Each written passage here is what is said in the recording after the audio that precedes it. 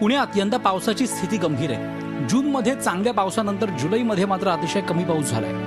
जून महिन्यात पावसाची 153.3 मिलीमीटर नोंद झाली। जून महिन्यातल्या अपेक्षित आकडेवारीनुसार ही आकडेवारी जास्त होती। जुलै महिन्यात पुण्यात 184 मिलीमीटर पाऊस अपेक्षित असतो, मात्र यंदा जुलै महिन्यात केवळ 62 मिलीमीटर पावसाची नोंद झाली। गेल्या 11 वर्षातला हा पावसाचा नीचांक आहे। कमी पावसाचा धरणातल्या पाणीसाठ्यावर परिणाम झालाय। पुणे शहराजवळ पानशेत, टेमघर आणि वरसगाव या धरणांमध्ये मिळून 14 टीएमसी म्हणजे केवळ 48% पाणीसाठा आहे।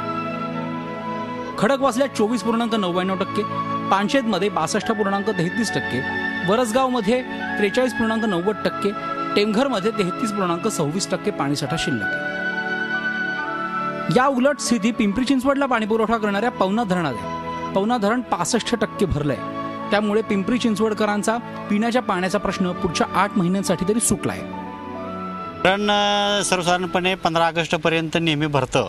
पावसाची इंटेन्सिटी चालू राहिली तर 15 ते 20 तारखेच्या दरम्यानपर्यंत धरण भरण्याची शक्यता आहे। पिंपरी चिंचवडला यावर्षी 25% धरणात पाणीसाठा शिल्लक राहिला तर सर्व 100%पैकी 75% जरी पाणीसाठा झाला तरी 100% पिंपरी चिंचवडसाठी पाणी पुरवठा आपण करू शकतो। पुणे शहरावर आता पाणी कपातीची टांगती तलवार आहे। पाऊस कमालीचा कमी झाल्याने शहरात नागरिकांना पाण्याचा जपूनच वापर केल्याशिवाय पर्याय नाही। ऑगस्ट आणि सप्टेंबरमध्ये पावसाने ही थकबाकी भरून काढावी अशीच अपेक्षा। पिंपरी चिंचवडहून कैलास पुरीसह अश्विनी पवार, झी मीडिया, पुणे। झी 24 तास रहा एक पाऊल पुढे।